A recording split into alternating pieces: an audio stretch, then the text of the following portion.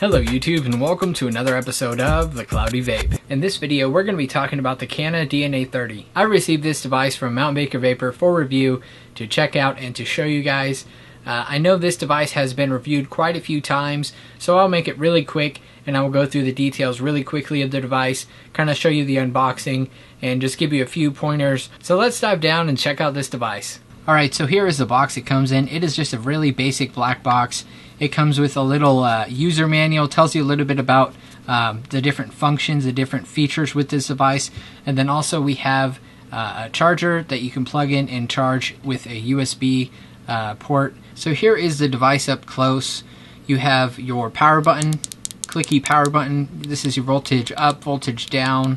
You have an LED display right here, shows you what's going on in here. It shows your battery, what your battery charge is at. Also shows you your ohms, your voltage, and then of course your wattage, which you can adjust up to 30 watts. Right now I believe I have it locked, so you're not able to adjust it. So I can actually show you how to get out of that. So there's a few different features which are pretty cool. You have your lock button, which is 5 clicks. And now it's off, and it's saying check atomizer, and it's saying that because I do not have a device on. Also, if you do have an atomizer on and it's saying check atomizer, it could mean a few different things. Usually it means that the atomizer just isn't tight enough, so just try to tighten it down a little bit more and see if it reads out. So what we'll go ahead and do is throw an RDA on here. Alright, so I have the Plumeville 1.5. I'm going to screw it on here just to show you more of the features. Some devices don't sit flush, but this Plumeville does. Looks really nice. Okay, now that we have a RDA on this, it'll actually read out the ohms. I just fired it up and it shows it's at 0.7 ohms at 30 watts. And it's using about 4.6 volts when I fire it. There we go, 4.6 volts. So you can adjust it up and down. Now in order to adjust the wattage, I have it locked right now. In order to adjust the wattage, you need to lock it. So you just hit it 5 times, hit the firing button 5 times. Now it's locked. And then what you do is you go ahead and hold both the wattage up and wattage down buttons. Hold it down for a few seconds. And then there you go. Now if you unlock it, 5 clicks, now you can adjust your wattage, which is really cool. A few different features. You also have options for left-handed mode, right-handed mode. Basically what it'll do, that'll flip the display screen. Right now I believe it is in right-handed mode, and if you put it in left-handed mode, it would just show it the opposite way. So depending on what hand you're holding it in, it will display accurately when you look at it. So in order to switch that, all you got to do is go ahead and lock it again, 5 clicks on the fire button. Then go ahead and hold down your wattage up and power button at the same time. Hold it for a few seconds. It'll say right mode. Hold it for a few more seconds. Just keep holding it and it'll switch to left mode. Keep holding it and it'll go right back to right mode. There you go. The few other features I wanted to show you is stealth mode and normal mode. Basically what stealth mode does, it just dims this display so it doesn't show anything on the display. So let's go ahead and look at that.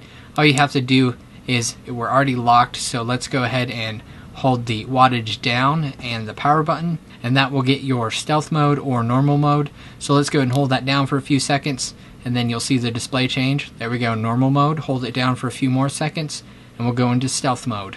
There we go, stealth mode. Let go of it. Let's unlock it. And now it will fire, but the display won't show up. So that is stealth mode. Now in order to get out of it, 5 clicks to lock it. Hold down your wattage down and your power button for a few seconds, and then we'll switch it back to normal mode. There's stealth. There's normal mode. Unlock it and fire it up. One other thing to mention, this is a regulated device, meaning it is regulating that wattage to your atomizer depending on what your ohms read out. So right now we are at 0.7, and we'll go ahead and fire it up. Now look closely at the ohm readout, which is 0.7. This being a regulated device, it will tell you if it's regulating or not. As soon as your ohmage starts flashing, that means you are not regulating and you're just running it kind of like a mech mod or a box mod. There's no regulating going on. So when you fire it down, if you see, it is firing, but the ohmage is actually flashing. So that is indicating that it is not regulating that output. So the reason is, if you see, I actually cranked it down just a little bit lower. Let's go ahead and crank it back up. There we go, 30 watts. Alright, now that we're set at 30 watts, let's go ahead and fire it and see if we are regulated. Alright, there we go. So I have personally found if you want to sub-ohm using this device, 0.7 is pretty good for 30 watts. It'll give a good kind of warm vapor production. It'll give you a better production than, say, if you just ran a 0.7 on a mech mod.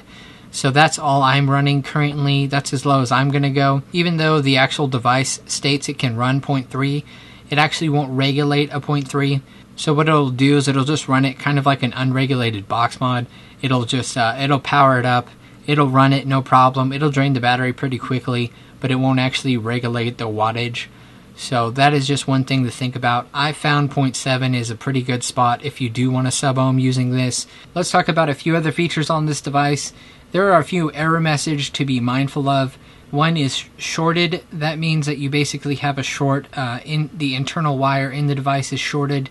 The other thing is check atomizer, which I've showed you before. That basically means that either the atomizer is not on or the atomizer is not making proper connection on this 510 connection right here.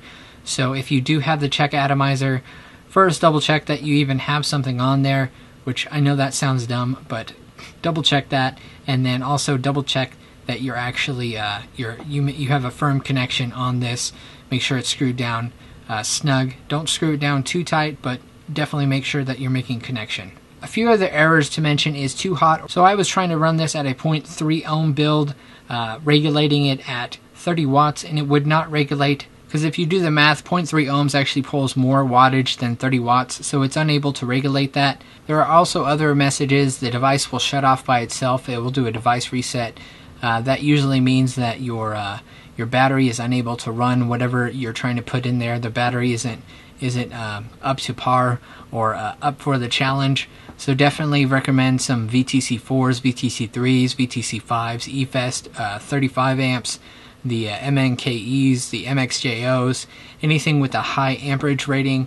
Definitely recommend that. Even if you are just running a 1 ohm coil or higher, I would recommend a high amperage battery for this. One other error to mention is weak battery. That basically means that you do not have a high drain battery in this, so the device will actually shut off or will not work properly unless you have a high drain battery.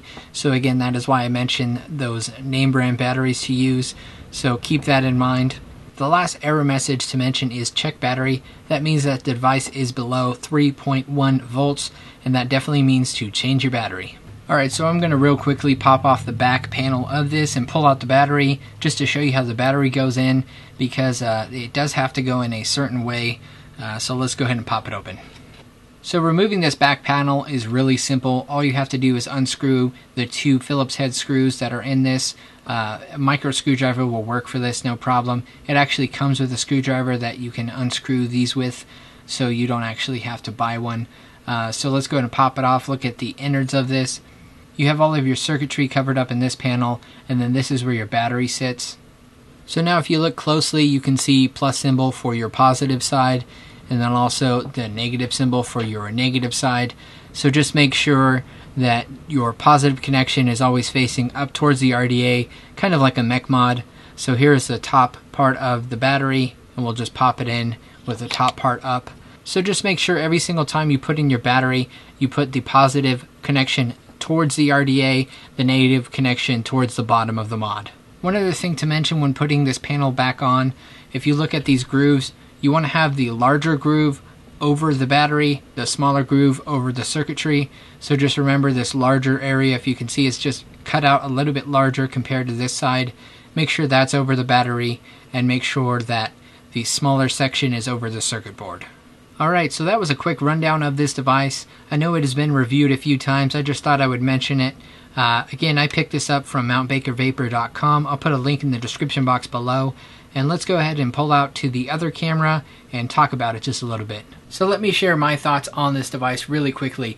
This device states it can go down to 0.3 ohms all the way up to 3.3 ohms. However, I feel you need to find a medium ground for both of those ranges, somewhere between 0.7 and 0.9 if you're going to sub-ohm, and then somewhere between 1.5 to 2 ohms if you're going to go above 1 ohm.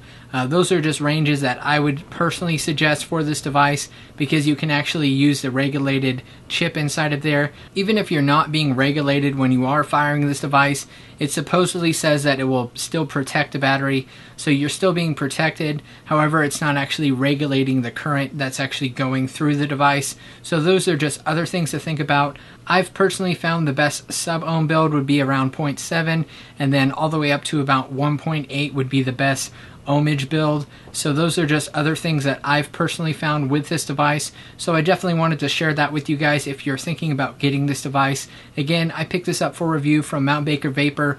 It'll be in the description box below. I'll also link a few other reviews of this device. A few other people have already done this, and also there's different versions of this device, so you can definitely look at other opinions on this.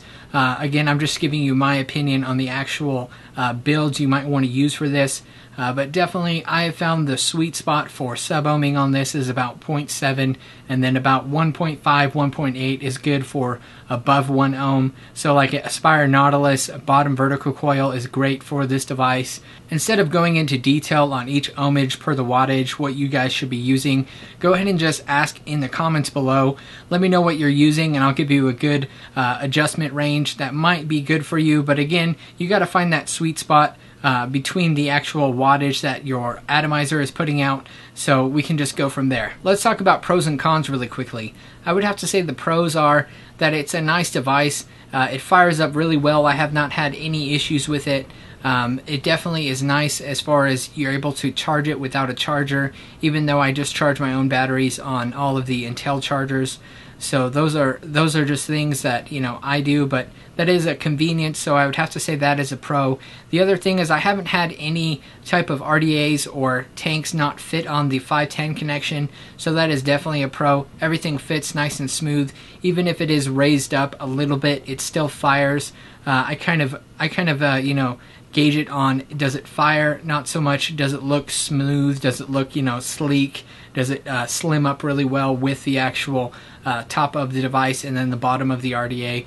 That's not really a big thing for me. I just want to make sure that it's making connections, so that is, again, definitely a pro. The different error messages letting you know what is going on with the device. Also the few different functions with right mode, left mode, stealth mode, normal mode, locking wattage. All of those things I would have to say are pros, because those give you more versatility with the actual device. So overall, I would say it is a very, very good device. If I could rate it, you know, 1 out of 10, I would definitely say maybe 8.5, only because I'm more of a sub-ohmer. I would like something with higher wattage so I could actually sub-ohm with this device. However, if you're using just a tank or something with higher ohmage, this is absolutely great for you guys. Besides that, I can't really say anything bad about it. It does drain the battery a little bit fast when you are sub-ohming anything below, say 0.7, and also when you're not regulating the device at a lower ohmage, it definitely does burn the battery out really quickly. So those are other things to talk about. But again, I wouldn't recommend this device for somebody who is trying to sub-ohm below 0.5. So those are just other thoughts I want to throw out there. But overall, I'm really digging this device, so kudos to Mount Baker for sending it out.